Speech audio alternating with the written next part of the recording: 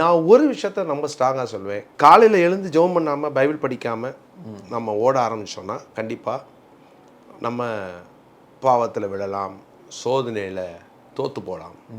சோதனை வரும், எல்லாருக்கும் வரும். சோதனை வந்து வராது.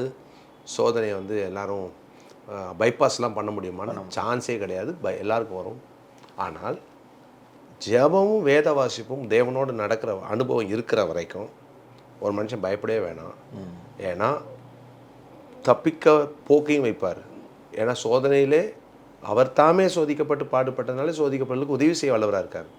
ஸோ அந்த அனுபவத்தை என் லைஃப்பில் இன்றைக்கு வரைக்கும் நான் அனுபவிக்கிறேன். காலையில் எழுந்து முதல்ல நான் ஆண்டவரை தேடுறதை விட்டுட்டேன், ஜெபம் பண்ணுறதை விட்டுட்டேன்னா அது யாராக இருந்தாலும் சரி அவங்க வாழ்க்கை கேள்விக்குறியாயிடும். ஸோ காலையில் ஆண்டவரை சந்திக்கிற அந்த நேரம் அது ஆண்டவருக்கு. ஸோ என்னுடைய ரட்சிக்கப்பட்ட நாள்லேருந்து அதில் நடக்கிறதுக்கு தேவன் உதவி செய்தார்.